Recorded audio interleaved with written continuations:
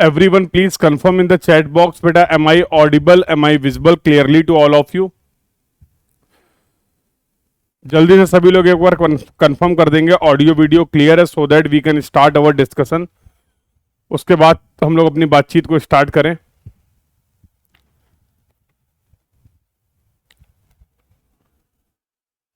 Everyone, please confirm in the chat box. Am I audible? Am I visible clearly to all of you?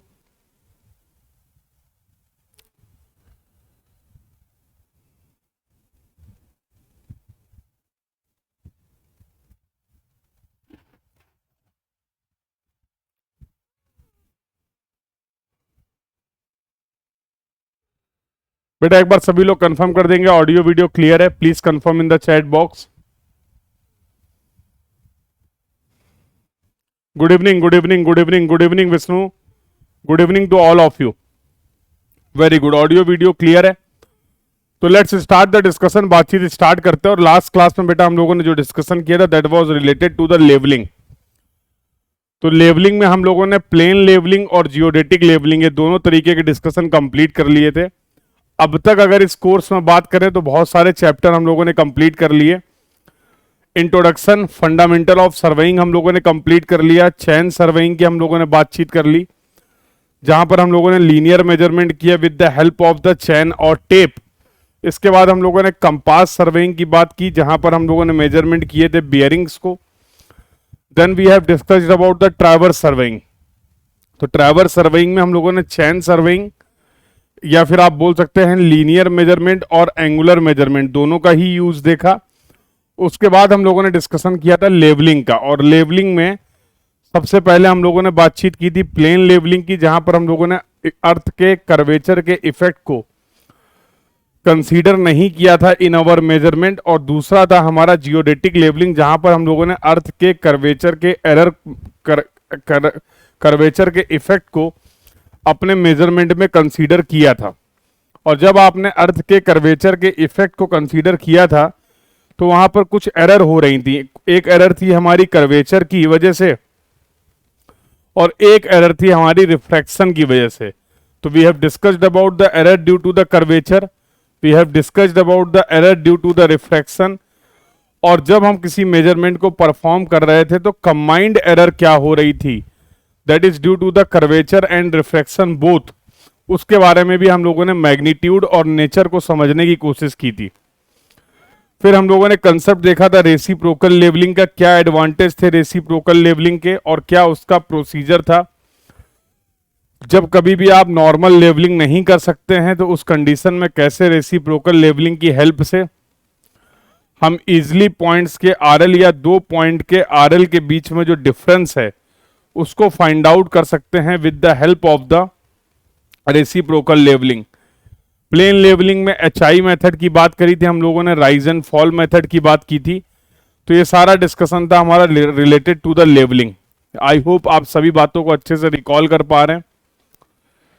एक बार सभी लोग chat box में confirm कर देंगे levelling के सभी कंसेप्ट सभी को क्लियर हैं.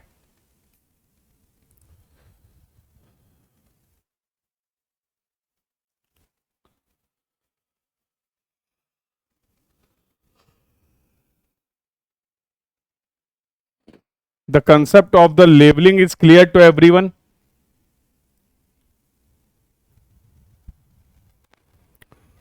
बोलिए बेटा.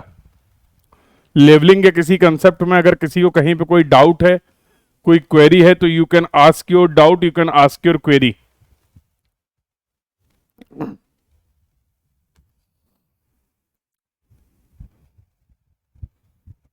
तो आज एक नए इंस्ट्रूमेंट के बारे में बातचीत करेंगे. देखिए इन जनरल अगर देखें तो हॉरिजॉन्टल डिस्टेंस कैसे मेजर करेंगे ये बात हम लोगों ने कर ली थी चैन और टेप सर्वेइंग में. सिमिलरली हॉरिजॉन्टल एंगल की कुछ हद तक हम लोगों ने बातचीत कर ली थी in the case of compass surveying. Compass surveying में आपने बियरिंग्स को मेजर किया था और आप बोल रहे थे बियरिंग्स क्या होती है सर, बियरिंग्स हॉरिजॉन्टल एंगल ही तो थे. If the both the lines are lying on the same plane, अगर दोनों लाइन सेम प्लेन पे लाई कर रही हैं तो उन दोनों के बीच में जो एंगल होगा उसको आपने बोला था हॉरिजॉन्टल एंगल. और बियरिंग के केस में ऐसा ही था. बियरिंग के केस में आपने रेफरेंस लिया था मेरिडियन को, और जो भी आपकी लाइन थी जिसका भी आप एंगल मेजर करना चाह रहे थे, वो दोनों की दोनों लाइनें लाइन कर रही थी ऑन द अर्थ सरफेस। मतलब एक ही प्लेन पे अगर दोनों लाइन लाई कर रही थी तो उसके लिए आपने बोला था एंगल जो हम मेजर कर रहे हैं या एंगल जो हम डिफाइन कर रहे हैं वो एंगल आपका होने वाला है हॉरिजॉन्टल एंगल। तो हॉरिजॉन्टल डिस्टेंस की बातचीत कर ली हम लोगों ने, हॉरिजॉन्टल एंगल की बातचीत कर ली है, उसी तरीके से वर्टिकल डिस्टेंस की भी बात करी थी। वर्टिकल डिस्टेंस से रिलेटेड कौन सा टॉपिक हम लोगों ने कंप्लीट किया, बताना जरा चैट बॉक्स में। अब तक के डिस्कशन में ऐसा कौन सा टॉपिक था जिसकी हेल्प से आपने वर्टिकल डिस्टेंस को मेजर किया? Tell me in the chat box.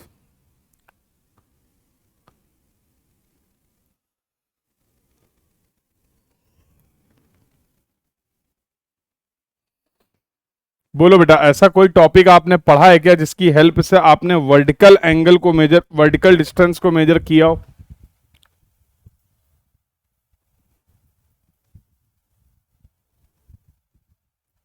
Trigonometrical levelling में कौन सा इंस्ट्रूमेंट यूज करते हैं? अभी बता रहा हूं, बिल्कुल सही बात है, लेवलिंग।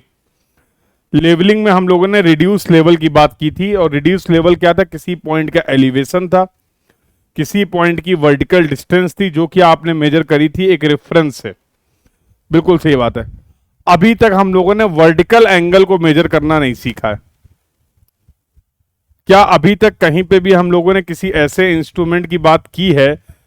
बिल्कुल, ट्रिग्नोमेट्रिकल लेवलिंग में हम लोगों ने वर्टिकल एंगल का यूज देखा था।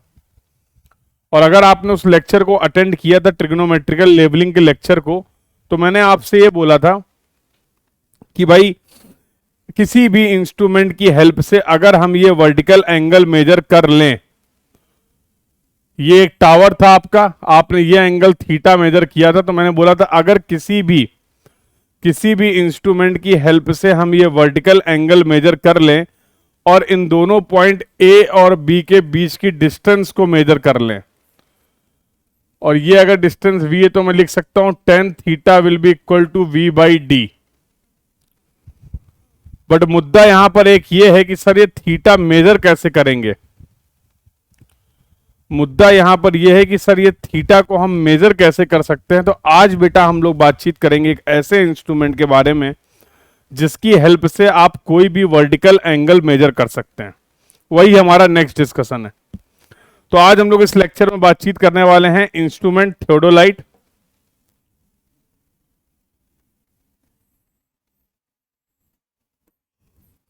क्या होता है थियोडोलाइट, कैसा दिखता है थियोडोलाइट, इसके कौन कौन से एलिमेंट हैं और इसकी हेल्प से हम कौन कौन से मेजरमेंट को परफॉर्म कर सकते हैं। तो for that we will discuss the topic theodolite and its construction detail. देखो, थोड़ा एक चीज यहां पर समझ लो, ऐसा अगर GATE exam point of view से बात करूं मैं, तो बहुत ज्यादा क्वेश्चन थियोडोलाइट और उसकी कंस्ट्रक्शन डिटेल से रिलेटेड नहीं आते हैं। अगर GATE exam point of view से बात करें तो ट्रिग्नोमेट्रिकल लेवलिंग बहुत इंपॉर्टेंट है। जैसा मैंने आपको बताया था, गेट 2023 जो लास्ट आपका गेट हुआ, उसमें भी 2 नंबर का एक सवाल ट्रिग्नोमेट्रिकल लेवलिंग का पूछा गया। और अगर आपने प्रीवियस ईयर क्वेश्चन प्रैक्टिस किए होंगे तो जरूर आपने उस सवाल को देखा होगा, सिंपल केस 2। लेकिन इसके गेट के अलावा जो आपके एग्जाम है, लाइक अगर बात करें इंजीनियरिंग सर्विसेज एग्जाम की, या फिर आपसे बात किया जाए जो आपके स्टेट के एई और जेई के एग्जाम होते हैं, इन सभी एग्जाम में यहां से कभी कभी कुछ बेसिक थ्योरेटिकल क्वेश्चंस बनते हैं। और अगर जब कभी भी आप किसी इंटरव्यू को फेस करेंगे और अगर वहां पर सर्वेइंग की बात होगी, तो बहुत ज्यादा पॉसिबिलिटी है कि वो थियोडोलाइट एज ए इंस्ट्रूमेंट वहां पर आपसे बातचीत करी जाए कि भाई थियोडोलाइट के बारे में कुछ बताइए। तो इन जनरल अगर देखा जाए तो टॉपिक बहुत इंपॉर्टेंट है। गेट पॉइंट ऑफ व्यू से बहुत ज्यादा क्वेश्चन यहां पर नहीं बनते, तो हम लोग जरूर कुछ बेसिक बातें करेंगे जो हमारे सभी एग्जाम्स को कवर करें, और जो इसकी कंस्ट्रक्शन डिटेल है, जो इसकी एक वर्किंग है, उसके बारे में हमें एक अप्रोप्रिएट आइडिया लगे। उसके लिए हम लोग ये टॉपिक पढ़ने जा रहे हैं, ये चैप्टर पढ़ने जा रहे हैं, theodolite and its construction detail. यहां तक की कहानी क्लियर है? यहां तक की कहानी क्लियर है? बोलो भाई।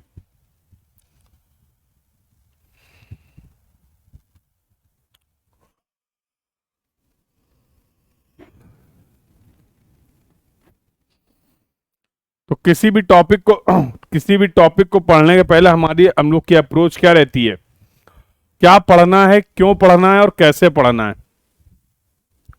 सबसे पहले तो हम लोग इसी पे बात करते हैं, यस और नो। इसका एडवांटेज क्या होता है कि हमें बिल्कुल बेसिक से चीजें समझ में आ जाती कि यस मेजरमेंट कर रहे हैं तो क्यों कर रहे हैं। ये मेजर कोई भी पर्टिकुलर अगर मेजरमेंट करना, फॉर एग्जांपल अगर वर्टिकल एंगल मेजर करना है तो कैसे मेजर करें, और अगर आपने वर्टिकल एंगल मेजर कर लिया है तो उसका यूज क्या है। तो यही अप्रोच अभी भी हम लोग फॉलो करके चल रहे हैं। तो लेट्स स्टार्ट द डिस्कशन। इस लेक्चर में बेटा बातचीत करेंगे थियोडोलाइट इंस्ट्रूमेंट के बारे में, कंपोनेंट समझेंगे वर्नियर थियोडोलाइट के, और कुछ बेसिक टर्मिनोलॉजी को कवर करेंगे रिलेटेड टू द थियोडोलाइट। देखिए ये तो क्या होता है इंस्ट्रूमेंट, ये आपका एक इंस्ट्रूमेंट है।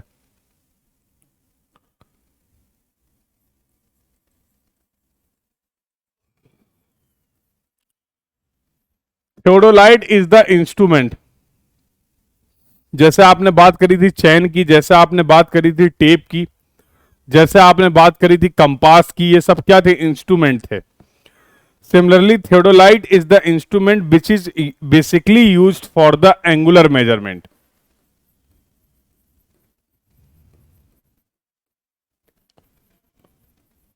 तो थियोडोलाइट हमारा इंस्ट्रूमेंट है जिसका मेन काम क्या होता है, एंगुलर मेजरमेंट का।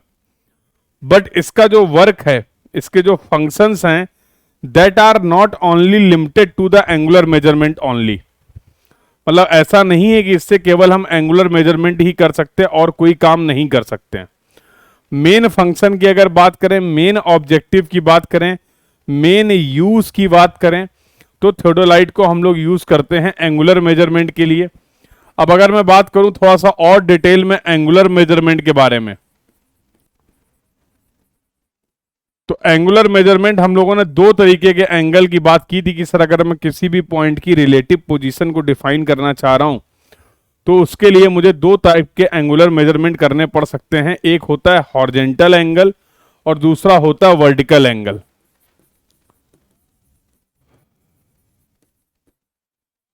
एक होता है हॉरिजॉन्टल एंगल और दूसरा होता है वर्टिकल एंगल। तो सबसे पहले इंपॉर्टेंट बात है समझने वाली कि थियोडोलाइट की help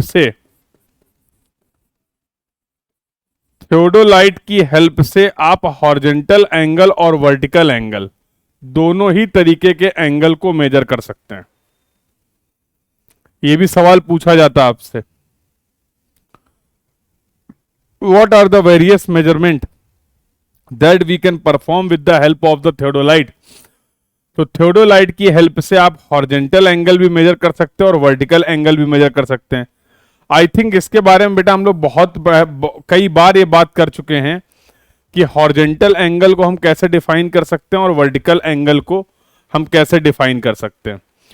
both the angles we can measure with the help of the theodolite. But इसके अलावा अगर हम लोग बात करें तो देखिए theodolite is an instrument which is used for measuring the horizontal and vertical angle in survey work. It is very important instrument in surveying and also can be used in the large number of survey work like measurement of the distance, leveling, prolonging a line। देखो angular measurement के साथ साथ आप और कौन कौन से operation हैं जो थियोडोलाइट की हेल्प से परफॉर्म कर सकते हैं। आप डायरेक्टली तो नहीं बट इनडायरेक्टली डिस्टेंस को भी मेजर कर सकते हैं। जैसे अभी मैंने आपको इन तीनों के बारे में बात करते हैं।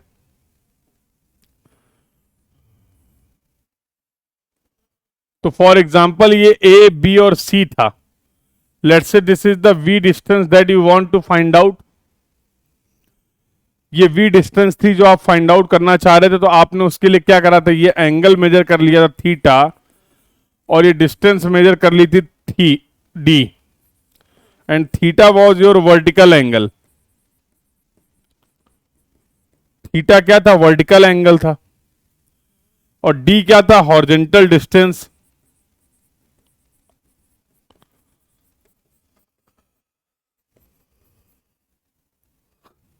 तो आपने लिखा था सर मैं यहां से लिख सकता हूं tan theta will be equal to V by D और अगर आप v की वैल्यू निकालना चाह रहे हैं तो this will be equal to d tan theta. क्या था बेटा ये v? v is nothing but it is the vertical distance. ये आपकी एक वर्टिकल डिस्टेंस थी जिसको आपने इनडायरेक्टली कैलकुलेट कर लिया with the help of the theta and D. Yes और नो? तो आप ये भी काम कर सकते हैं, आप डिस्टेंसेस को भी कैलकुलेट कर सकते हैं। पहला पॉइंट लिखा हुआ था मेजरमेंट ऑफ द डिस्टेंस, दूसरा पॉइंट लिखा हुआ लेवलिंग। अगर आपको याद हो अभी हम लोगों ने लास्ट में ही लेवलिंग के बारे में पढ़ा है। तो लेवलिंग का मतलब था to find out the RL, और इसके लिए जो हम लोग मेजरमेंट करते थे, इसके लिए हम लोग जो मेजरमेंट करते थे वो हमें रिक्वायर्ड था स्टाफ रीडिंग। भैया अगर पूरे लेवलिंग वर्क की बात करें तो मेजरमेंट के नाम पे तो आपने स्टाफ रीडिंग ही मेजर की थी ना, बोलो। हाँ, वो अलग बात है कि अपने अंडरस्टैंडिंग के लिए उस स्टाफ रीडिंग को हम लोगों ने अलग अलग तरीके से क्लासिफाई कर दिया था। कुछ रीडिंग्स को हम लोगों ने बैक साइड रीडिंग बोल दिया था, कुछ रीडिंग्स को हम लोगों ने इंटरमीडिएट साइड रीडिंग्स बोल दिया था, और कुछ रीडिंग को हम लोगों ने फोर साइड रीडिंग बोल दिया था। बट इन जनरल अगर मैं बोलूं कि लेवलिंग वर्क में सबसे इंपॉर्टेंट काम क्या था हमारा, that was the measurement of the staff readings. और इसके लिए आपने इंस्ट्रूमेंट यूज किया था, अगर आपको याद हो, that was the level instrument. Level and staff, ये दो चीजें आपने यूज की थी for measuring the staff reading. अगर आपके पास लेवल इंस्ट्रूमेंट है और स्टाफ है तो किसी भी स्टेशन पे आप स्टाफ रीडिंग्स को मेजर कर सकते थे, और ऐसा हम लोगों ने किया है। बहुत सारे एग्जाम्पल हम लोगों ने देखे प्रीवियस क्लासेस में जहां पर हम लोगों ने लेवलिंग के वर्क को परफॉर्म किया था। यस और नो? लेकिन अगर बेटा अगर आप इंस्ट्रूमेंट की बात करें जो कि है थियोडोलाइट, तो लेवल इंस्ट्रूमेंट का सबसे इंपॉर्टेंट जो कंपोनेंट था जो हमें लेवलिंग में हेल्प कर रहा था वो था टेलीस्कोप। जो भी स्टाफ रीडिंग आपने ली थी वो अल्टीमेटली आपने ली थी लेवल इंस्ट्रूमेंट की हेल्प से। और अगर हम थोड़ा सा और डिटेल में बात करते हैं, डेप्थ में बात करते हैं, तो हमें पता है कि वो लेवल इंस्ट्रूमेंट का जो मेन कंपोनेंट था वो कुछ और नहीं था, वो था एक टेलीस्कोप। और टेलीस्कोप के दो पीस थे, दो दो चीजें इंपॉर्टेंट थी। एक तो उसमें था आई पीस और एक था ऑब्जेक्टिव पीस। याद आ रहा है? एक था आई पीस और दूसरा था ऑब्जेक्टिव पीस। अगर मैं बोलूं कि कोई भी ऐसा इंस्ट्रूमेंट हो जिसमें, अगर मैं बोलूं कोई भी ऐसा इंस्ट्रूमेंट हो जिसमें टेलीस्कोप है, तो क्या तुम इस बात को मान सकते हो कि उससे हम लेवलिंग वर्क भी कर सकते हैं? बोलो। कोई भी ऐसा इंस्ट्रूमेंट जिसमें टेलीस्कोप है, telescope is the important part और you can say the essential part of that instrument, तो from that instrument can be perform the levelling work. तो क्या हम उस इंस्ट्रूमेंट की हेल्प से लेवलिंग वर्क परफॉर्म कर सकते हैं? यस और नो? भाई लेवलिंग के लिए चाहिए था टेलीस्कोप, टेलीस्कोप लेवल में लगा हुआ था तो भी स्टाफ रीडिंग मेजर कर ली। अगर मैं बोलूं कि थियोडोलाइट में भी, अभी हम लोग इसकी कंस्ट्रक्शन डिटेल की बात करेंगे, अभी हम लोग इसकी कंस्ट्रक्शन डिटेल की बात करेंगे, और अगर मैं बोलूं आपसे कि थियोडोलाइट में भी टेलीस्कोप होता है, थियोडोलाइट में भी टेलीस्कोप होता है, तो क्या इससे आप स्टाफ रीडिंग्स मेजर कर सकते हैं? तो क्या इससे आप स्टाफ रीडिंग्स मेजर कर सकते हैं? यस और नो?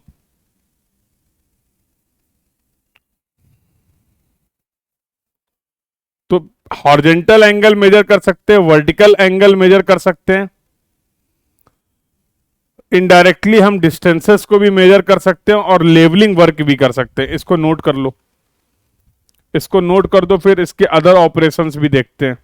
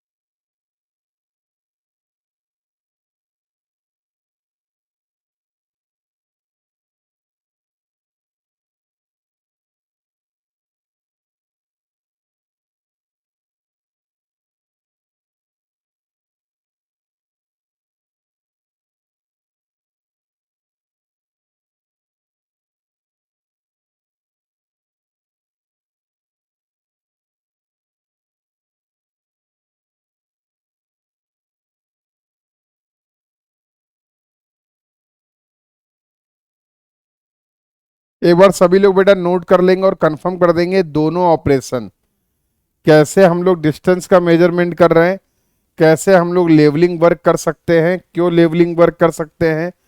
ये दोनों ही ऑपरेशन सभी को क्लियर है, कंफर्म कर दीजिए चैट बॉक्स में।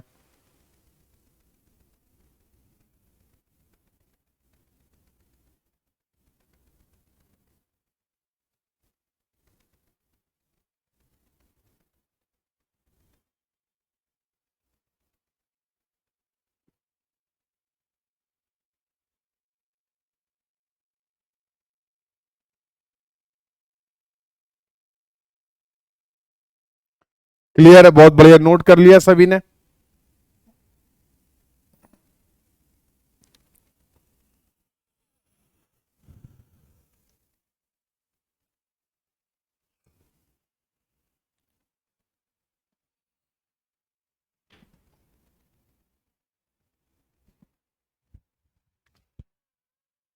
चलिए बेटा नेक्स्ट ऑपरेशन की बात करते हैं। अगला ऑपरेशन एक और लिखा हुआ था, थियोडोलाइट की हेल्प से आप ये भी कर सकते हैं, प्रोलॉन्गिंग, प्रोलॉन्गिंग अ सर्वे लाइन। इसका मतलब क्या है, इसका मतलब क्या है प्रोलॉन्गिंग अ सर्वे लाइन का, देखो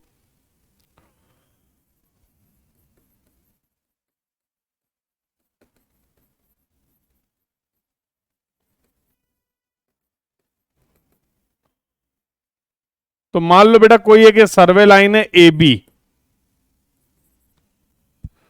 कोई ये सर्वे लाइन है ए बी, इस लाइन को मैं एक्सटेंड करना चाह रहा हूं। अब एक्सटेंड करने का मतलब ये नहीं है कि हम इस लाइन को इस तरीके से एक्सटेंड कर दें, ये तो गलत एक्सटेंशन हो गया ना। सेम अलाइनमेंट में, सेम अलाइनमेंट में मैं इस लाइन को एक्सटेंड करना चाह रहा हूं,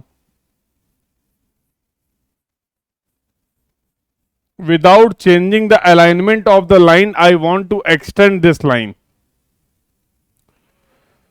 without changing the alignment of this line, मैं इस लाइन को आगे बढ़ाना चाह रहा हूं, इसी को बोलते हैं प्रोलॉन्गिंग ऑफ अ लाइन। तो हमारे पास कोई भी एक सर्वे लाइन थी ए बी, अगर मैं इस सर्वे लाइन ए बी को एक्सटेंड करना चाह रहा हूं, तो तुम्हें नहीं लगता है इस बी पॉइंट के बाद मुझे कुछ इंटरमीडिएट स्टेशंस को लोकेट करना पड़ेगा। और इंपॉर्टेंट बात क्या है, ये स्टेशन जो भी आप लोकेट कर रहे हैं सी डी एंड ई, ये सभी के सभी इन दोनों स्टेशंस के सेम अलाइनमेंट में होने चाहिए, तभी तो आप बोलोगे प्रॉपर अलाइनमेंट में आपने लाइन को एक्सटेंड किया है। तो this is the important and essential condition that the station C D and E should be aligned with the station A and B.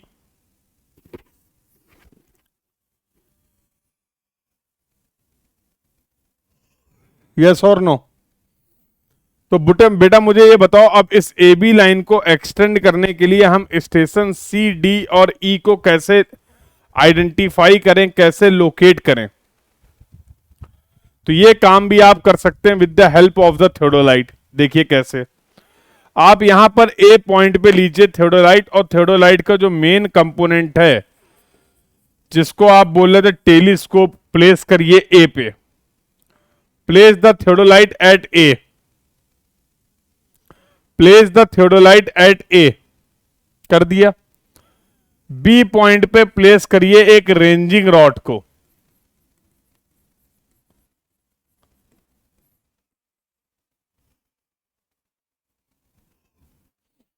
Place the ranging rod 1 at station B.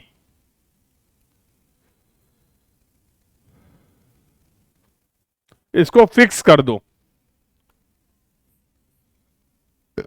Station B पे लगा दो। अब एक और ranging rod लो, तो for example जरा समझना, for example बेटा ये हमारे पास थियोडोलाइट, ये मैंने स्टेशन बी पे लगा दिया रेंजिंग रॉड। अब मेरे पास एक रेंजिंग रॉड और है, तो मैं एक सर्वेयर से बोलूंगा कि तुम स्टेशन बी के आगे जाओ और इस रेंजिंग रॉड को इस तरीके से लेके मूव करो। अलग अलग पोजीशन पर, यहां पर अलग अलग पोजीशन पे रेंजिंग रॉड को प्लेस करो। एक सर्वेयर आपका जो स्टेशन ए पे है वो लगातार इस तरीके से देख रहा है, तुम्हें नहीं लगता है जैसे ही ये दोनों रेंजिंग रॉड अलाइंड हो जाएंगी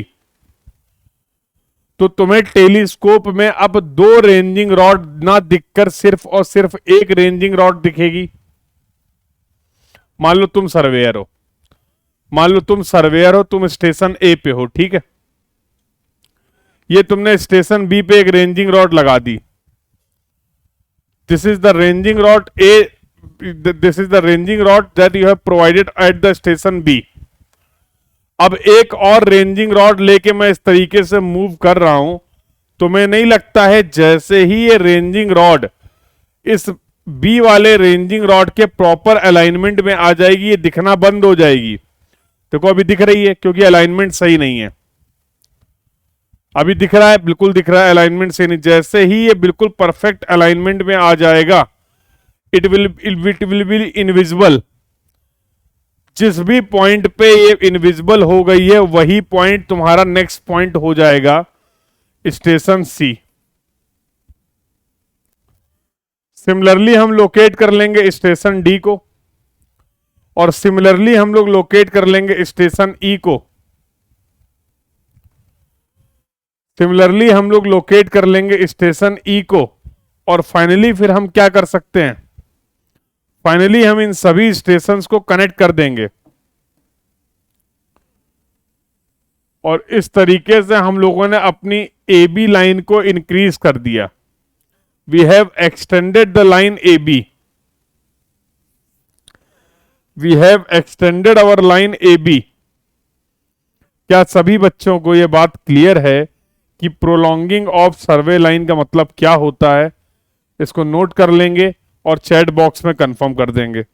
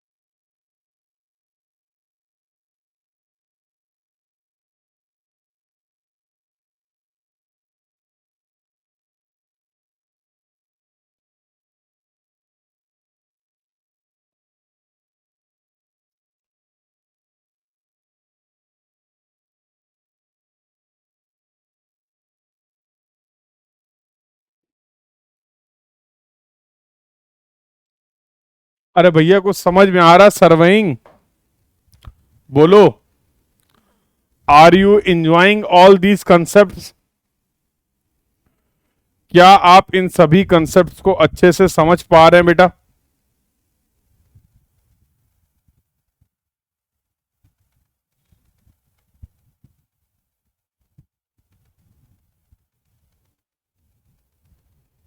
are you enjoying all these सब कंसेप्ट्स? तो सर्वेइंग बोरिंग सब्जेक्ट तो नहीं है? बहुत सारे स्टूडेंट को ऐसा लगता है कि सर्वेइंग तो सर बहुत बोरिंग सब्जेक्ट है, इंटरेस्ट ही नहीं आता, समझ ही नहीं आता। ऐसी कोई समस्या तकलीफ तो नहीं है यहां पर किसी को? बोलिए। है मजेदार सब्जेक्ट, सारे कंसेप्ट्स मजेदार हैं, प्रैक्टिकल है, बहुत बढ़िया। चलिए तो अब बेटा बातचीत कर लेते हैं, थियोडोलाइट इंस्ट्रूमेंट के बारे में आते हैं। तो अभी अभी मैंने आपको सारी बातें समझा दी हैं कि अगर डायरेक्टली मेजरमेंट की बात करें तो डायरेक्टली हम लोग इससे एंगुलर मेजरमेंट करेंगे, जो हम लोगों ने ऑलरेडी डिस्कस किया। हम लोग हॉरिजॉन्टल एंगल मेजर कर सकते हैं, वर्टिकल एंगल मेजर कर सकते हैं, और आई थिंक ये बात हम लोग पहले भी कर चुके हैं कि डायरेक्ट मेजरमेंट क्या होते हैं और इनडायरेक्ट मेजरमेंट क्या होते हैं। अगर आपको नहीं याद आ रहा है तो मैं याद दिला देता हूं। जब हम लोगों ने लीनियर मेजरमेंट की बात की थी, हॉरिजॉन्टल डिस्टेंस को मेजर करने की बात की थी, तो वहां पर मैंने आपको बताया था डायरेक्ट मेजरमेंट और इनडायरेक्ट मेजरमेंट के बारे में। ऐसी क्वांटिटी जिसको आप जाके फील्ड पे मेजर कर रहे हैं उनको हम लोग बोलते हैं डायरेक्ट मेजरमेंट। अगर किसी क्वांटिटी को हम डिराइव कर रहे हैं with the help of the another quantity, with the help of the another parameter, तो ऐसे मेजरमेंट्स को हम लोगों ने बोला था इनडायरेक्ट मेजरमेंट। जैसे इस एग्जाम्पल में जो डिस्टेंस आपने मेजर करी थी ये इनडायरेक्ट मेजरमेंट है। क्यों? क्योंकि डायरेक्टली फील्ड में इसको मेजरमेंट करने के लिए हम लोगों ने कुछ भी नहीं किया था। अगर इस एग्जाम्पल में डायरेक्ट मेजरमेंट की बात किया जाए तो थीटा, जो वर्टिकल एंगल आपने मेजर किया है, वो डायरेक्ट मेजरमेंट था। इन दोनों पॉइंट के बीच की जो हॉरिजॉन्टल डिस्टेंस आपने मेजर की है, इन दोनों पॉइंट के बीच की जो हॉरिजॉन्टल डिस्टेंस आपने मेजर की है वो भी डायरेक्ट मेजरमेंट है। बट जो v आपने कैलकुलेट किया है, v आपने जो डिफाइन किया है, वो था बेटा आपका इनडायरेक्ट मेजरमेंट। तो अगर इनडायरेक्ट मेजरमेंट की बात करें तो हम लोग यहां पर हॉरिजॉन्टल डिस्टेंस को भी मेजर कर सकते हैं और वर्टिकल डिस्टेंस को भी मेजर कर सकते हैं, लेवलिंग वर्क भी कर सकते हैं, जिसके बारे में अभी हम लोगों ने डिटेल में बात करी। चलिए, तो कुछ इस तरीके का इंस्ट्रूमेंट होता है, इंस्ट्रूमेंट आपको दिख रहा होगा। तो अगर थियोडोलाइट इंस्ट्रूमेंट की बात करें तो इनका क्लासिफिकेशन कैसे करते हैं पहले ये समझो। थियोडोलाइट इंस्ट्रूमेंट का जो क्लासिफिकेशन किया गया है उसके दो बेसिस हैं। पहला बेसिस है, ये जो पार्ट आप थियोडोलाइट का देख रहे हैं इसको बोलते हैं टेलीस्कोप, और ये है आपका ऑब्जेक्टिव पीस, ये है आपका ऑब्जेक्टिव पीस, और इधर साइड जो आप देख पा रहे हैं ये है आपका eyepiece. This assembly is known as the telescope, this assembly is known as the telescope. तो फॉर एग्जाम्पल बेटा, अगर ये एक टेलीस्कोप है और टेलीस्कोप इस तरीके से मूव कर सकता है, मतलब अभी आई पीस मेरी तरफ है, इसको घुमा के मैं उधर भेज सकता हूं, वापस से इधर ला सकता हूं। अभी आगे और डिटेल में बात करेंगे टर्मिनोलॉजी में। अभी के लिए अगर बात करें, अगर किसी थियोडोलाइट में टेलीस्कोप का मूवमेंट अलाउड है, अगर किसी थियोडोलाइट में टेलीस्कोप इस तरीके से मूवमेंट करने के लिए अलाउड है, उसको हम लोग बोलते हैं ट्रांजिट थियोडोलाइट। तो पहला क्लासिफिकेशन किया आपने मूवमेंट ऑफ द टेलीस्कोप। अब एक टेलीस्कोप ऐसा है, एक थियोडोलाइट ऐसा है जो फिक्स है, जिसमें टेलीस्कोप मतलब you can not rotate the telescope, the position of the telescope is fixed, the position of the telescope is fixed, उसको हम लोग बोलते हैं नॉन ट्रांजिट थियोडोलाइट। ऐसा थियोडोलाइट, फिर से सुनिए, जिसमें टेलीस्कोप रोटेट कर सकता है, टेलीस्कोप का मूवमेंट अलाउड है, उसको हम लोग बोलते हैं ट्रांजिट टाइप थियोडोलाइट। ऐसा थियोडोलाइट जिसमें टेलीस्कोप का मूवमेंट अलाउड नहीं है, वो फिक्स है, उसको हम लोग बोलते हैं नॉन ट्रांजिट थियोडोलाइट। क्या बोलते हैं उसको? Non transit theodolite. क्लियर है बात ये सभी को? और दूसरा, एंगल को मेजर करने के लिए कौन सा स्केल आप यूज कर रहे हैं। एग्जाम्पल के लिए जो ये थियोडोलाइट बेटा आपको इमेज में दिखाया गया है, इसका नाम कोई बता सकता है क्या? बेटा अभी डिटेल में बात करेंगे, कृष्णा डिटेल में बात करेंगे कृष्ण, कि ट्रांजिट क्या होता है, स्विंग क्या होता है, सब बताऊंगा, चिंता मत करो, सब कुछ बताऊंगा, डोंट वरी। ये जो थियोडोलाइट आप देख रहे हैं इसमें ये टेलीस्कोप का मूवमेंट अलाउड होता है। और अगर स्केल की बात करें तो इसमें वर्नियर स्केल प्रोवाइडेड होता है। और वर्नियर स्केल मतलब सेकेंडरी स्केल, मेन स्केल के साथ साथ ऑब्जर्वेशंस के लिए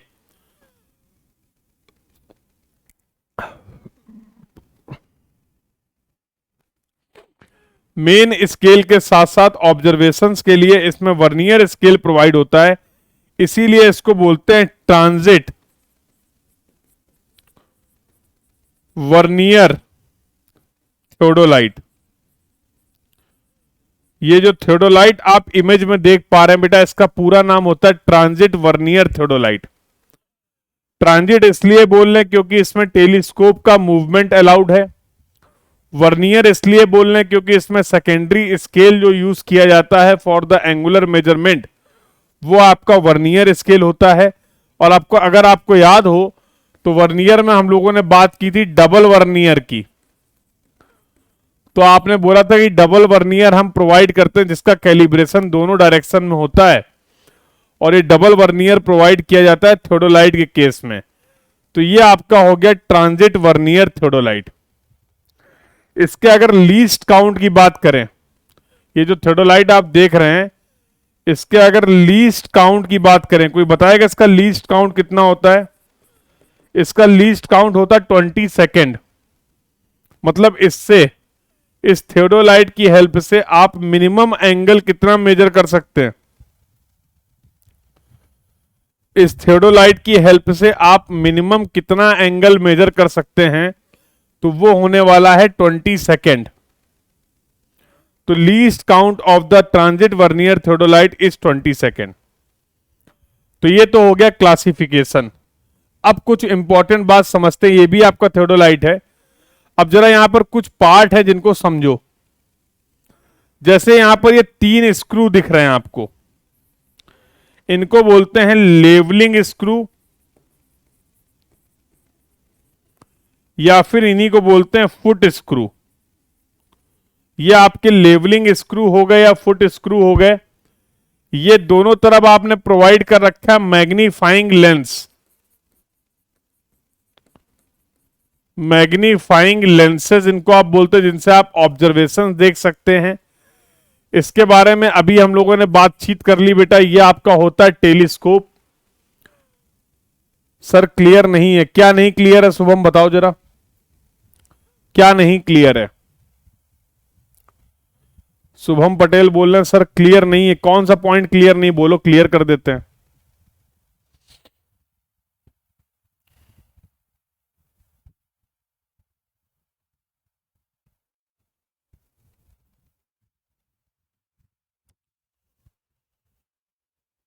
पिक नहीं क्लियर है? अरे यार इसमें अभी कुछ खास बताया ही नहीं है। इस पिक की बात कर रहे हो?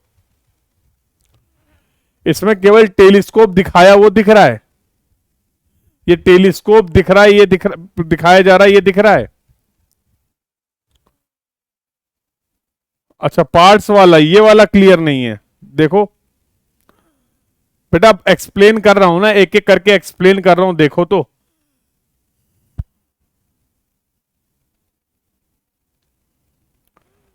समझने की कोशिश करोगे तो सब काम की चीजें मैं बता दूंगा। ठीक है, अब जाहिर सी बात है प्रैक्टिकली आप देखोगे, आंखों में लाइव से देखोगे तो एक अलग ही अंडरस्टैंडिंग मिलने वाली। तो हो सकता है आपने कॉलेज में देखा हो, नहीं देखा है तो कॉलेज जाइएगा तो देखिएगा। आपके कॉलेज में जो थियोडोलाइट है सर्वेइंग लैब में, वो भी वर्नियर थियोडोलाइट ही होगा, ट्रांजिट वर्नियर थियोडोलाइट। ठीक है, तो यहां पर समझने की कोशिश करिए कुछ एलिमेंट्स के बारे में, और फिर डिटेल में जितना ज्यादा पॉसिबल हो पाएगा मैं बताऊंगा। एक यहां पर आप ध्यान से देखेंगे बेटा, तो एक प्लेट आपको दिख रही है हॉरिजॉन्टल सर्कल है, और एक प्लेट यहां पर दिख रही है वर्टिकल सर्कल है। ये हॉरिजॉन्टल सर्कुलर प्लेट, ये देखिए हॉरिजॉन्टल स्केल है और ये वर्टिकल स्केल है।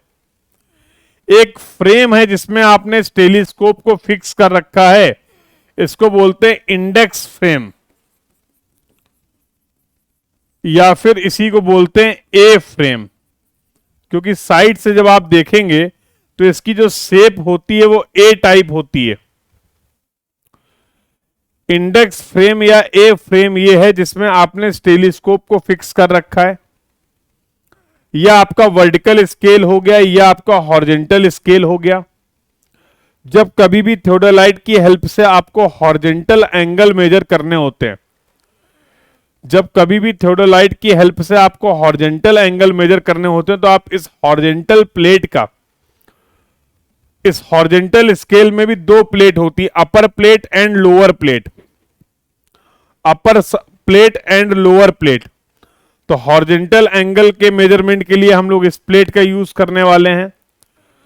जब कभी बात होगी वर्टिकल एंगल के मेजरमेंट के लिए तो वर्टिकल स्केल को यूज करेंगे, और यह आपका हो गया टेलीस्कोप।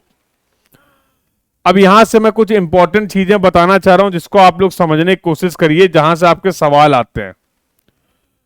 तो ये कुछ इस तरीके का एक फ्रेम था जिसमें आपका एक टेलीस्कोप था जो कि फिक्स कर रखा आपने। यहां पर आपका वर्टिकल सर्कल था और यह आपका हॉरिजेंटल स्केल था। यह आपका हॉरिजेंटल स्केल था और यह आपका वर्टिकल स्केल था। जरा कुछ इंपॉर्टेंट टर्मिनोलॉजी समझिए।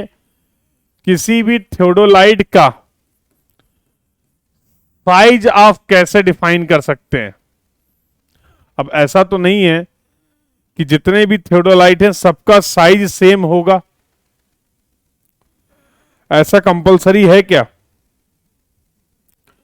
ऐसा कंपलसरी है क्या कि जितने भी थियोडोलाइट हैं सबका साइज सेम होगा?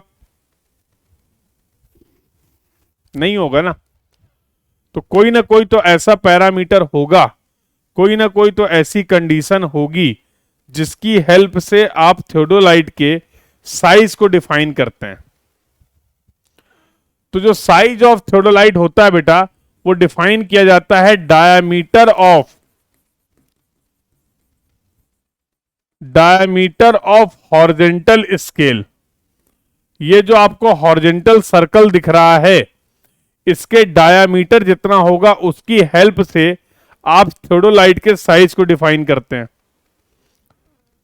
साइज ऑफ द थियोडोलाइट कैसे डिफाइन करेंगे ये आपको पता चल गया है। दूसरा एक टर्म और समझ लेते हैं, horizontal axis. Horizontal axis of theodolite. और तीसरा समझ लेते हैं वर्टिकल एक्सिस। अब भैया अगर कोई इंस्ट्रूमेंट है तो हमें उसके लिए हॉरिजेंटल और वर्टिकल एक्सिस भी तो डिफाइन करनी पड़ेंगी। For any instrument we need to define the horizontal and vertical axis of the instrument. जरा ध्यान से समझना, किसी भी थियोडोलाइट की जो वर्टिकल एक्सिस होती है, that will pass from the centre of the vertical axis of the theodolite will pass from the center of the horizontal plate। तो इसको आपने बोल दिया this is the vertical axis, this is the vertical axis of theodolite.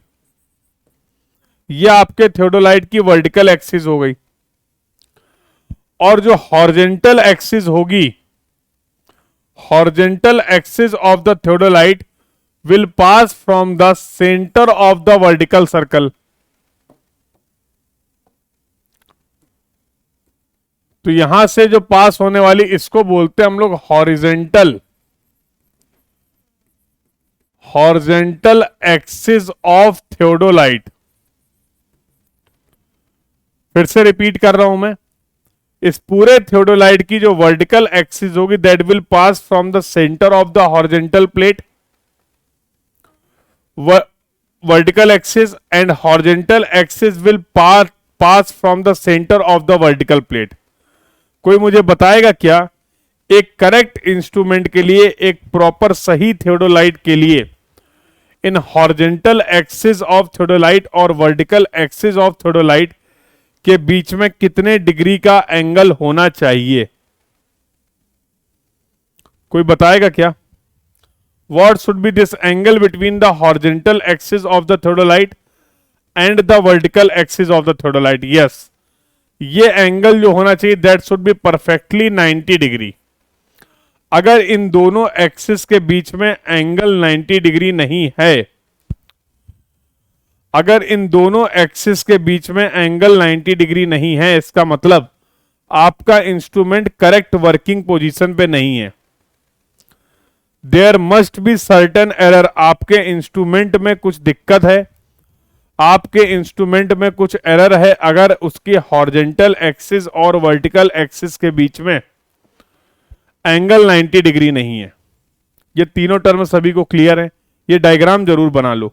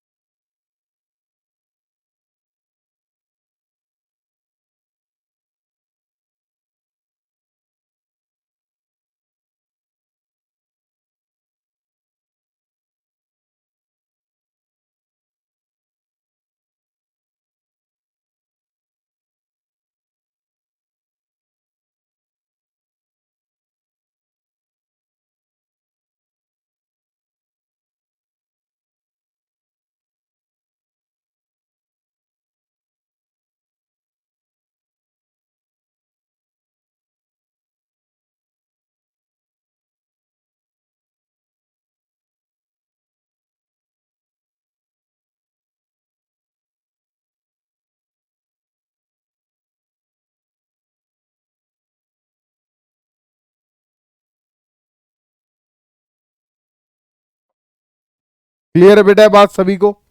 ये तीनों term clear है?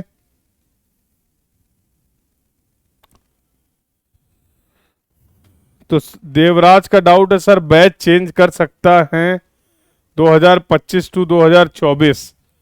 तो बेटा ऐप पर एक बार आप चले जाओ और ऐप पर सपोर्ट में जाके आप अपनी क्वेरी डाल दो, तो team will guide you further. Batch change का क्या प्रोसीजर है, क्या रिक्वायरमेंट है, ये बैच चेंज का क्या प्रोसीजर है और क्या रिक्वायरमेंट है, ये आपको बहुत अच्छे से वहां पे पता चल जाएगा। ठीक है भाई देवराज,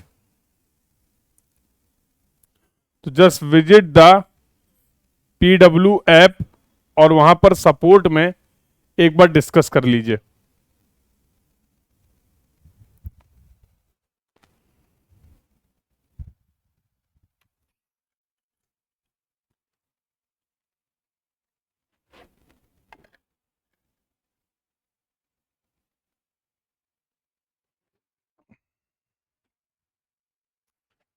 चलें फिर आगे बातचीत करें, आगे डिस्कशन किया जाए। बोलिए भाई। तो बहुत सारी चीजें, बट वहां पर यहां पर अगेन मैं सारी चीजों को ना डिस्कस करते हुए कुछ इंपॉर्टेंट टर्मिनोलॉजी के बारे में बात करूंगा जो आपके एग्जाम पॉइंट ऑफ व्यू से इंपॉर्टेंट है। ठीक है, तो in this class we will discuss some important terminology जहां से जनरली क्वेश्चंस आपको देखने को मिलते हैं। तो उसी के रिगार्डिंग अभी मैंने आपको 3 टर्म डिस्कस किए कि किसी भी थियोडोलाइट का साइज आप कैसे डिफाइन कर सकते हैं, किसी भी थियोडोलाइट के लिए हॉरिजॉन्टल एक्सिस को आप कैसे डिफाइन कर सकते हैं, किसी भी थियोडोलाइट के लिए आप वर्टिकल एक्सिस को कैसे डिफाइन कर सकते हैं। चलिए कुछ और टर्मिनोलॉजी की बात कर लेते हैं। जैसे अभी अभी आपने देखा था एक मूवमेंट ट्रांजिट। अब क्योंकि मुझे एक्सिस के बारे में पता है तो अब मैं बहुत अच्छे से टेक्निकली इस ट्रांजिट मूवमेंट को, ट्रांजिट को ही बोलते हैं प्लंजिंग ऑफ द टेलीस्कोप और रिवर्सिंग ऑफ द टेलीस्कोप। तो ट्रांजिट बोला जाए, प्लंजिंग बोला जाए या रिवर्सिंग बोला जाए, सबका मतलब एक ही है। जरा समझना, मान लो ये टेलीस्कोप है, अगर मैं बोलूं कि telescope is rotating about the horizontal axis of the theodolite in vertical plane, ये हॉरिजॉन्टल एक्सिस थी आपके थोडोलाइट की। अगर ये रोटेशन आप देख पा रहे तो इस रोटेशन को मैं टेक्निकली डिफाइन कर सकता हूं कि telescope is rotating about the horizontal axis in the vertical plane. Yes और नो? बोलो बेटा। Telescope is rotating about the horizontal axis in the vertical plane. Yes और नो? और ऐसे मूवमेंट को हम लोग बोलते हैं ट्रांजिट, प्लंजिंग या फिर reversing. It is the operation of revolving the telescope through 180 degree in the vertical plane about the horizontal axis. Important है भाई, ये जो मूवमेंट हो रहा है आपके टेलीस्कोप का वो वर्टिकल प्लेन में हो रहा है और about the horizontal axis of the theodolite होता है। इस ऑपरेशन को हम लोग बोलते हैं ट्रांजिट ऑपरेशन। इस ऑपरेशन को बेटा हम लोग क्या बोलते हैं? Transit operation. क्लियर है सभी को? Transit movement, transition of telescope को आप कैसे डिफाइन कर सकते हैं? This point is clear to everyone? बोलिए बेटा, how we can define the transit movement?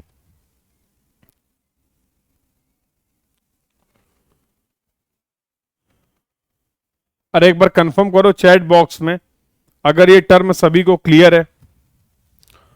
How we can define the transit movement of the theodolite? Clear है? चलिए अगला है फेस राइट। देखो जरा समझा देता हूं पहले। फॉर एग्जाम्पल ये टेलीस्कोप है, ये ढक्कन जो आप देख पा रहे हैं, मान लो ये आई पीस है, ये ऑब्जेक्टिव पीस है। अभी जो इंस्ट्रूमेंट की पोजीशन है वो ऐसी है कि ये वर्टिकल सर्कल है और ये आई पीस है। तो इंस्ट्रूमेंट की इस पोजीशन को मैं बोलूंगा फेस लेफ्ट ऑब्जर्वेशन। इंस्ट्रूमेंट की इस पोजीशन को मैं बोलूंगा फेस लेफ्ट पोजीशन। मतलब आपको यह देखना है कि सर्वेयर और टेलीस्कोप के रिस्पेक्ट में वर्टिकल सर्कल की पोजीशन क्या है। अब जैसे अब मैंने ये अभी क्या है, फेस लेफ्ट है। अब मैंने इसको ट्रांजिट कर दिया, अब आप सर्वेयर हो गए, आई पीस ये हो गया। अब आप वहां से देखेंगे तो आपको लिखेगा, लगेगा कि वर्टिकल सर्कल जो है वो इस टेलीस्कोप के राइट साइड में है। यस और नो? तो वर्टिकल प्लेट की क्या पोजीशन है, वर्टिकल सर्कल की क्या पोजीशन है, उसके बेसिस पे आपने इंस्ट्रूमेंट की दो पोजीशन को डिफाइन किया, फेस लेफ्ट और फेस राइट। अभी और दिखाता हूं, पहले पढ़ लेते हैं। When the vertical circle of the theodolite is on the right of the observer, अगर ऑब्जर्वर, जाहिर सी बात है ऑब्जर्वर आई पीस की तरफ होगा ना, आपका ऑब्जर्वर या सर्वेयर जो होगा वो आई पीस की तरफ होगा ना, ऑब्जेक्टिव पीस की तरफ थोड़ा होगा। तो अगर ऑब्जर्वर के राइट में वर्टिकल सर्कल है तो आप बोलेंगे फेस राइट है। अगर ऑब्जर्वर के लेफ्ट में आपका वर्टिकल सर्कल है तो ऐसी पोजीशन को आप बोलेंगे इंस्ट्रूमेंट फेस लेफ्ट पोजीशन पे। और फेस राइट से जितने भी मेजरमेंट आप ले रहे हैं उन सभी को हम लोग बोलते हैं फेस राइट मेजरमेंट। सिमिलरली अगर मैं बात करूं फेस लेफ्ट की, when the vertical circle of the theodolite is on the left of the observer. और ये इंपॉर्टेंट बात है कि ऑब्जर्वर का मतलब ऑब्जर्वर किधर होगा, आई साइड की तरफ, not in the objective side. चलो मैं देखता हूं तुम्हें समझ में आया कि नहीं आया।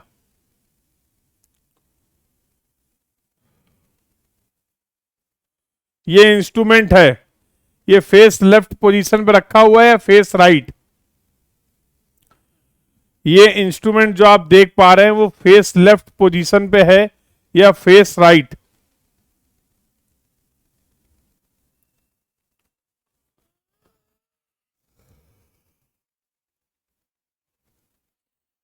बोलिए बेटा।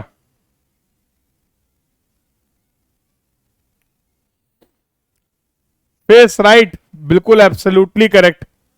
ये दोनों इंस्ट्रूमेंट देखिए, ये किस पोजीशन पे इंस्ट्रूमेंट है, फेस लेफ्ट या फिर फेस राइट?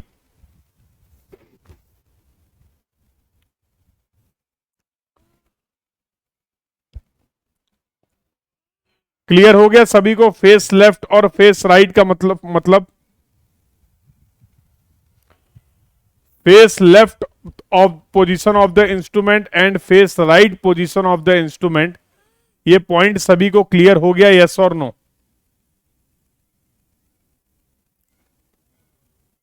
बोलिए बेटा। सर हमें तो एंगल मेजर करना है, ये फेस लेफ्ट और फेस राइट का गेम क्या है?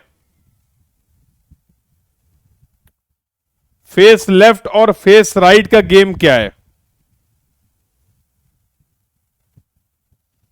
चलो इसको भी समझा देता हूं। तो बेटा मान लीजिए आपको ये एंगल मेजर करना है, मान लो ये आपको एंगल मेजर करना है ओ ए और ओ बी, ये लाइन है ओ ए और ओ बी, इनके बीच का एंगल हमें डिफाइन करना है। तो हम लोग क्या करते हैं, एक बार इस एंगल को हम लोग मेजर करेंगे फेस लेफ्ट में। तो फेस लेफ्ट पोजीशन से मान लो ये एंगल पता चला θ1। फेस लेफ्ट पोजीशन से आपने इस एंगल को मेजर किया θ1, और फेस राइट से भी फिर मेजर करेंगे, और फिर ये एंगल मान लीजिए आपका आ रहा है θ2। तो हम थीटा कैसे डिफाइन करेंगे? Theta will be equal to θ1 plus θ2/2। बिल्कुल, अगर आप किसी भी एंगल को मेजर करने के लिए फेस लेफ्ट और फेस राइट दोनों ऑब्जर्वेशन ले रहे हैं, दोनों मेजरमेंट कर रहे हैं, तो इस बात से आप ये इंश्योर कर सकते हैं, क्या इंश्योर कर सकते हैं? इस बात से आप ये इंश्योर कर पाएंगे कि आपके मेजरमेंट में किसी भी इंस्ट्रूमेंटल एरर तो नहीं है कोई भी।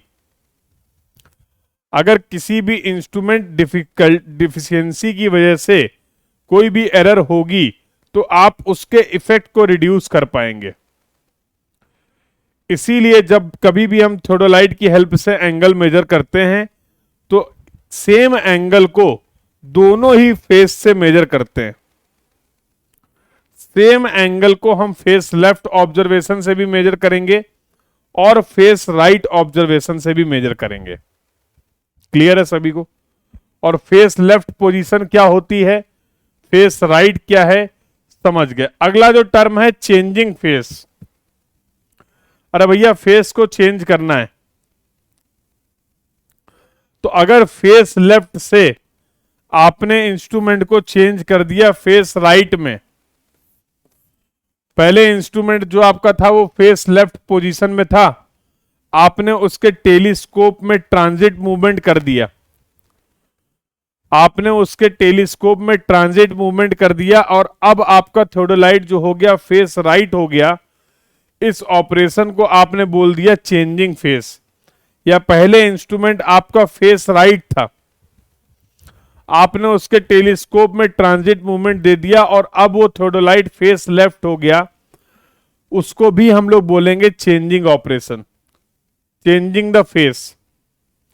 तो किसी एक फेस से दूसरे फेज में थियोडोलाइट की पोजीशन को चेंज करने को क्या हम लोग बोलते हैं, चेंजिंग फेस। क्लियर है? ये सभी बेसिक बेसिक टर्म है जो आपके एग्जाम में आते रहते हैं, जो आपको पता होने चाहिए। डबल साइटिंग, जिसके बारे में मैंने अभी आपसे बात की। डबल साइटिंग का मतलब क्या, जब कभी भी बेटा हम किसी भी एंगल को मेजर करेंगे तो उस एंगल को मेजर करने के लिए हम लोग दोनों फेस से मेजरमेंट लेने वाले हैं।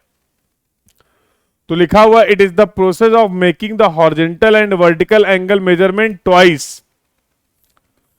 एक ही एंगल को आप दो बार मेजर कर रहे हैं, one with the telescope normal मतलब face left condition, and another with the telescope inverted मतलब फेस राइट कंडीशन।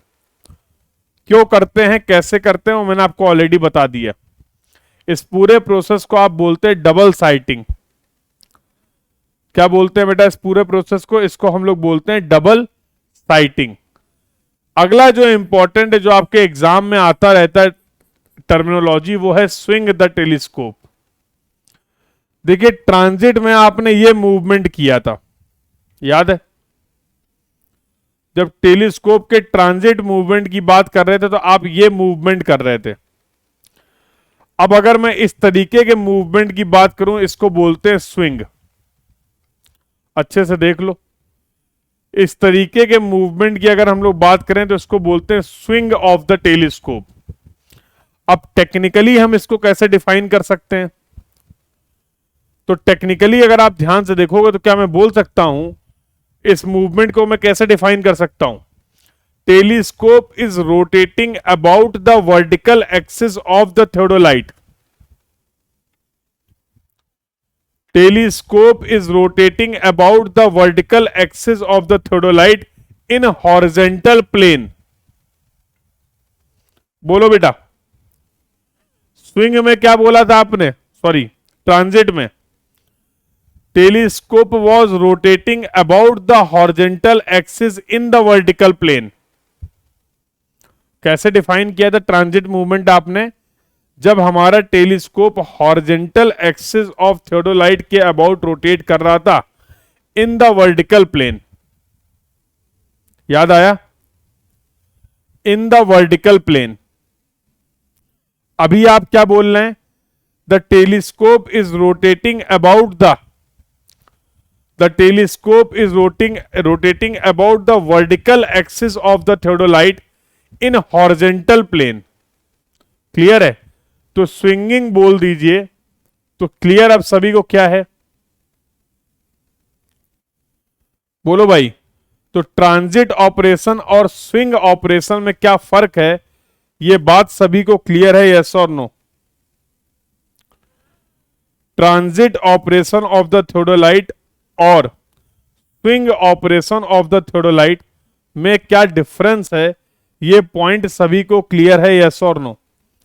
किसी को कहीं पे भी कोई भी डाउट हो तो पूछ लो। किसी को किसी भी पॉइंट में कहीं पे कोई डाउट हो, कोई क्वेरी हो तो पूछ जरूर लो।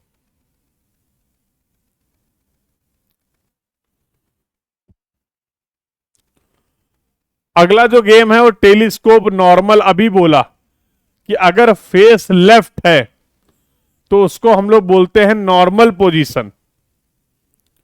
अगर इंस्ट्रूमेंट हमारा फेस लेफ्ट पोजीशन पे है तो उसको हम लोग बोल देते हैं normal position of the theodolite. मतलब आप ऐसे भी बोल सकते हैं कि फेस लेफ्ट पोजीशन को हम लोग कंसीडर करते हैं as the normal position of the theodolite, as the normal position of the theodolite. Clear है? सिमिलरली टेलीस्कोप इन्वर्टेड का मतलब हो गया फेस राइट। टेलीस्कोप इन्वर्टेड का मतलब हो गया फेस राइट। अगला जो टर्म है वो है सेंटरिंग। अगला जो टर्म है वो है सेंटरिंग। तो इसके बारे में बेटा हम लोग ऑलरेडी जानते हैं। टेम्परेरी एडजस्टमेंट हम लोगों ने किए थे कंपास के। सेंटरिंग का मतलब क्या है? ग्राउंड का स्टेशन और इंस्ट्रूमेंट का centre should be perfectly aligned. जो हमारे इंस्ट्रूमेंट का सेंटर है और जो ग्राउंड का स्टेशन है उसका प्रॉपर अलाइनमेंट होना चाहिए। इस ऑपरेशन को आपने बोला था सेंटरिंग ऑपरेशन, याद है? अगला जो गेम है बेटा वो है vertical axis. The vertical axis of the theodolite will pass from the center of the horizontal plate.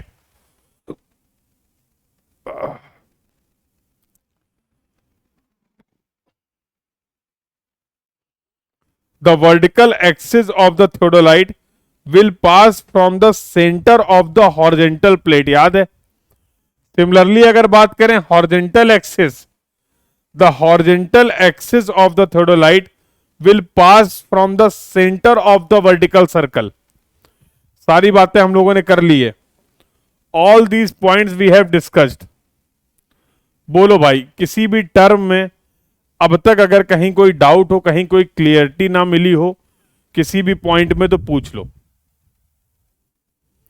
If anyone having any doubt, any query till now, you can ask your doubt, you can ask your query.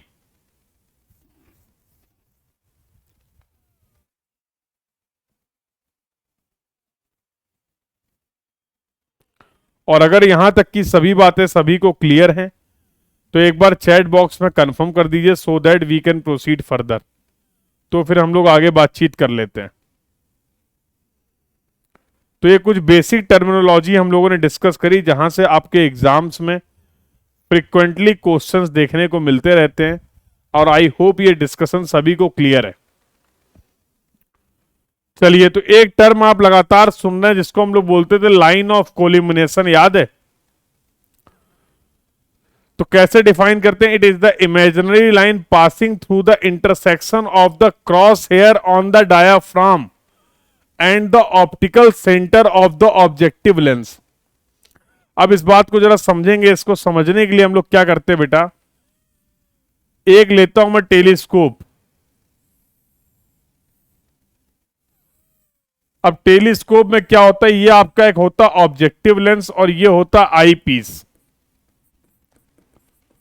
ध्यान से समझना, ये आपका आई piece है और ये आपका objective piece है। जब आप यहां से देखते हैं,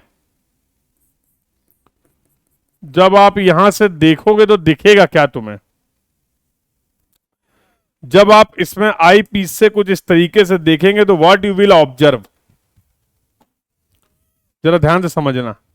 यहां पर आपको एक डायाफ्राम दिखेगा और it will look something like this. ये होता है डायाफ्राम। इसी का अगर आप अनदर व्यू देखोगे तो कुछ इस तरीके से दो लाइनें दिखेंगी, एक हॉरिजॉन्टल लाइन दिखेगी, एक मार्किंग दिखेगी और एक वर्टिकल मार्किंग दिखेगी। इन्हीं को बोलते क्रॉस हेयर, इन्हीं को बोलते क्रॉस हेयर। और ये आपका हो गया ऑब्जेक्टिव लेंस। तो लाइन ऑफ कोलिमिनेशन आपने क्या बोला? एक इमेजिनरी लाइन जो इसके इंटरसेक्शन और centre of the objective lens से पास होती है, उसको बोलते हैं लाइन ऑफ कोलिमिनेशन। तो ये जो आप देख पा रहे हैं, this is your diaphragm and this is the intersection, this is the intersection of cross hair. ये आपके क्रॉस हेयर का इंटरसेक्शन है। This is the intersection of the cross hair. तो यही लाइन अगर मैं यहां पर रिप्रेजेंट करूं तो I can represent the same line here like this.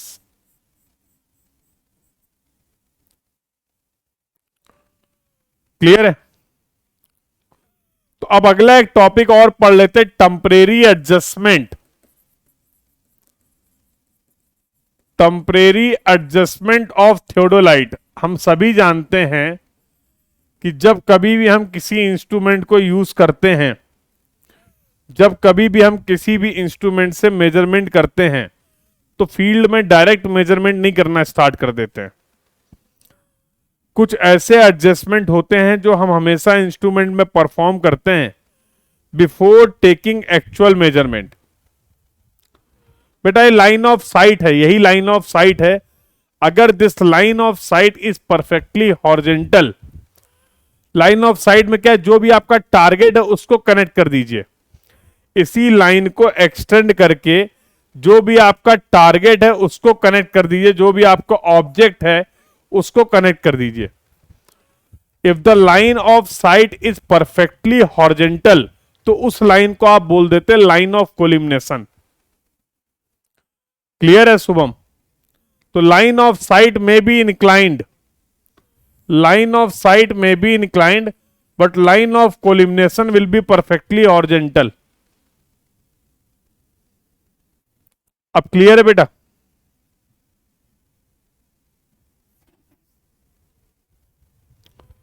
Now the discussion is clear to everyone.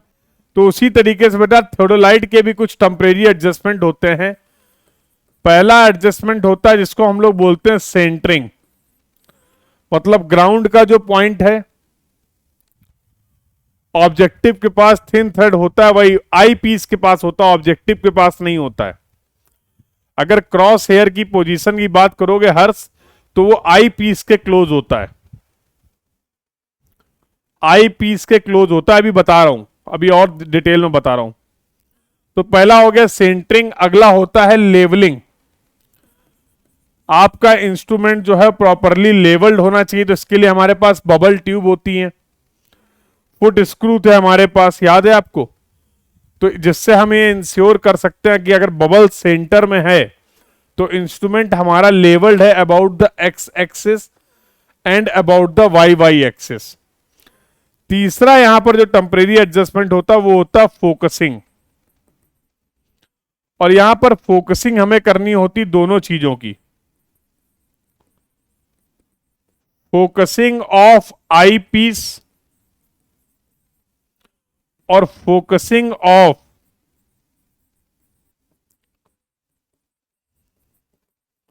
Objective piece.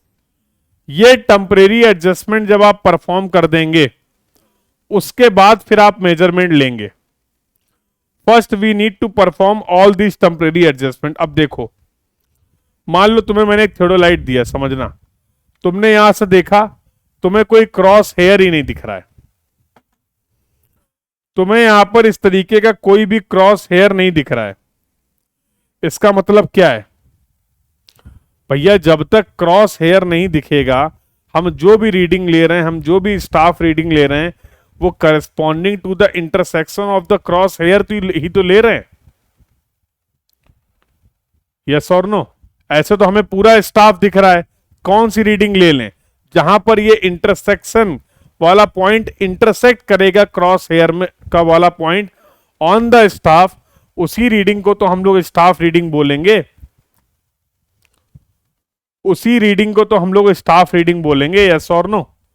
तो फॉर एग्जाम्पल अब इसके आगे अगर मैं स्टाफ रख दूं यहां पर, तो this reading we are going to take, this will be the staff reading. इसी रीडिंग को तो हम लोग स्टाफ रीडिंग बोलने वाले हैं। यस और नो? बोलो।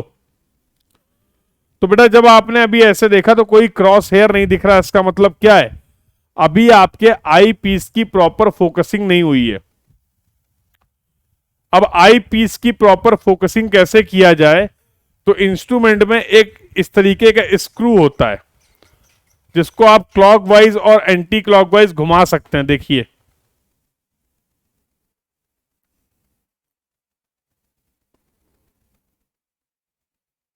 ये देखो, ये एक स्क्रू दिख रहा है आपको, ये इसको आप इस तरीके से क्लॉकवाइज और एंटी क्लॉकवाइज घुमा सकते हैं। जब आप इस स्क्रू को क्लॉकवाइज और एंटी क्लॉकवाइज घुमा के एडजस्ट करेंगे तो आपको दिखेगा कि ये क्रॉस हेयर जो है, डायाफ्राम जो है, इसकी विजिबिलिटी इंक्रीज करेगी। जैसे ही आपको ये क्रॉस हेयर दिखना प्रॉपरली लगेंगे, ये क्रॉस हेयर को अगर आप प्रॉपरली डार्क लाइन को देख पा रहे हैं, फिर आप इस स्क्रू को डिस्टर्ब नहीं करेंगे।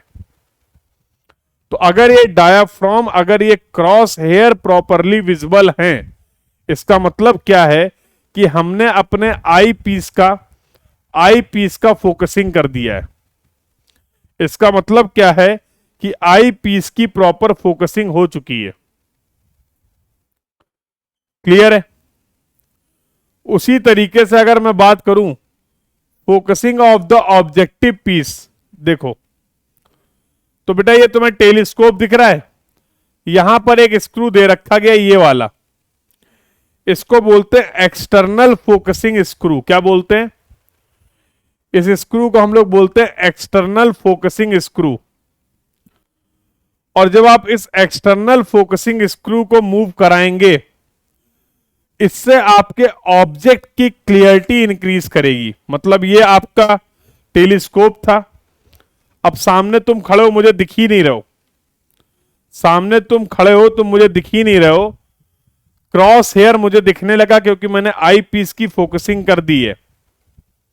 Now the cross hair is visible to me because I have perform the focusing of the eye piece. I have perform the focusing of the eye piece. तो अब ये तो क्लियर दिख रहा है, लेकिन तुम नहीं दिख रहे हो. इसका मतलब क्या है? अब हमें ऑब्जेक्टिव पीस की फोकसिंग करनी है. ऑब्जेक्ट भी तो क्लियरली विजिबल होना चाहिए ना भाई. ऑब्जेक्ट भी तो क्लियरली विजिबल होगा. जब तक ऑब्जेक्ट ही विजिबल नहीं होगा, मान लीजिए आप लेवलिंग का वर्क कर रहे हैं, स्टाफ ही विजिबल नहीं है, आपको रेंजिंग रॉड ही विजिबल नहीं है, तो कैसे सर्वेइंग वर्क कर पाओगे? तो there should be proper visibility of the object also, yes और नो? ऑब्जेक्ट की प्रॉपर विजिबिलिटी होनी चाहिए या नहीं होनी चाहिए, क्या बोलते हो? तो ऑब्जेक्टिव पीस की विजिबिलिटी को इंश्योर करने के लिए आपके पास होता है एक एक्सटर्नल फोकसिंग स्क्रू. तो जब आप एक्सटर्नल फोकसिंग स्क्रू को मूव करेंगे, एडजस्ट करेंगे, तो आपके ऑब्जेक्ट की क्लियरिटी इंप्रूव होगी. आपके ऑब्जेक्ट की क्लियरिटी इंप्रूव होगी. आप तब तक उसको एडजस्ट करते रहेंगे जब तक आपका ऑब्जेक्ट आपको क्लियरली विजिबल नहीं हो जाता है. जब तक आपका ऑब्जेक्ट आपको क्लियरली विजिबल नहीं हो जाता है, तब तक आप उस स्क्रू को एडजस्ट करते रहेंगे. तो प्रॉपर सेंटरिंग कर ली, प्रॉपर लेवलिंग कर ली और फोकसिंग कर ली आई पीस की और ऑब्जेक्टिव पीस की भी. इसका मतलब क्या है कि अब आपका ये इंस्ट्रूमेंट जो है, अब आपका ये जो थियोडोलाइट है, वो फील्ड मेजरमेंट के लिए रेडी है. अब आप इससे फील्ड मेजरमेंट परफॉर्म कर सकते हैं. Now you can perform all the field measurements with the help of the theodolite. तो these are the various temporary adjustment. ये आपके थियोडोलाइट के कुछ टेम्परेरी एडजस्टमेंट हैं जो आपको परफॉर्म करने ही करने हैं before taking the any measurement. क्या सभी मेरे लाल को टेम्परेरी एडजस्टमेंट ऑफ थियोडोलाइट क्या होते हैं और कैसे करते हैं, ये सभी बातें सभी को समझ में आ गई हैं, यस और no? All these points are clear to everyone, yes और no? All these points are clear to everyone, yes or no? I want confirmation from all of you.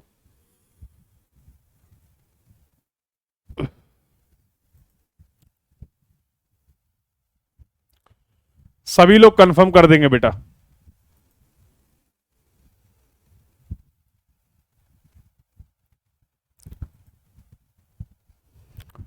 Theodolite की बेसिक अंडरस्टैंडिंग सभी को clear हो गई? Very good, बहुत बढ़िया, समझ में आ गया थियोडोलाइट के बारे में. तो इन दिस वे हम लोगों ने बेसिक कवर कर लिया, कुछ बेसिक टर्मिनोलॉजी कवर कर ली related to the theodolite.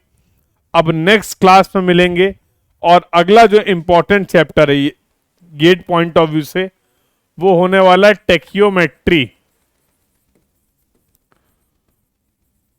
So in the next class we are going to start our discussion for the टेक्योमेट्रिक या फिर टेक्योमेट्री सर्वे. क्योंकि टेक्योमेट्री को समझने के लिए आपको थियोडोलाइट के बारे में कुछ बेसिक पता होना चाहिए था. तो इस पॉइंट ऑफ व्यू से क्लिप स्क्रू नहीं होती, क्लैंप स्क्रू होते हैं बेटा. क्लैंप स्क्रू होते हैं, upper clamp screw, lower clamp screw. चलो पूछा है तो बता देता हूं. तो बहुत सारे स्क्रू होते हैं इसमें. ये देखो, ये जो आपको स्क्रू, ये आपका टेंजेंशियल स्क्रू होता है.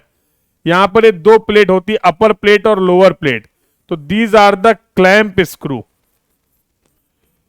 क्लैंप स्क्रू की हेल्प से आप इनके रोटेशन को फिक्स कर सकते हैं. लोअर वाली स्क्रू को अगर क्लैंप कर दोगे तो पूरा इंस्ट्रूमेंट घूमना बंद कर देगा. तो अपर को क्लोज करते हैं, लोअर को क्लोज करते हैं, मतलब इंस्ट्रूमेंट फिक्स हो गया. अब अगर आपको कोई हॉरिजॉन्टल एंगल मेजर करना है तो अपर को अनक्लैंप करके हम पूरे इंस्ट्रूमेंट को घुमा लेते हैं, तो वो थोड़ा सा प्रैक्टिकल है, वो प्रैक्टिकल है। क्लिप स्क्रू नहीं होता, कोई क्लिप स्क्रू नहीं होता है, टेंजेंशियल स्क्रू होते हैं, सेंटरिंग स्क्रू होते हैं, क्लैंप स्क्रू होते हैं। ठीक है, तो एक बार दोबारा से चेक कर लेना। तो ये बहुत सारी चीजें होती, बहुत सारे एलिमेंट होते हैं, उनके बारे में और डिटेल में कभी आप देख पाएंगे जब फील्ड में आप इससे काम करेंगे। यहां पर हम लोगों ने theoretically exam point of view से जो टर्म इंपॉर्टेंट थे, जो ऑपरेशंस इंपॉर्टेंट थे थियोडोलाइट सर्वेइंग की, उसके बारे में बातचीत करी है। ठीक है, चलिए तो नेक्स्ट क्लास है आपकी। सर आपका कांटेक्ट मिल सकता है बेटा, we are not allowed to share the contact detail, but you all can connect, आप लोग कनेक्ट कर सकते हैं। वेरियस ऑप्शंस आर देयर जिसके थ्रू आप अपने डाउट्स एंड क्वेरीज का डिस्कशन कर सकते हैं। तो क्लास में नंबर शेयर करना इज नॉट अलाउड।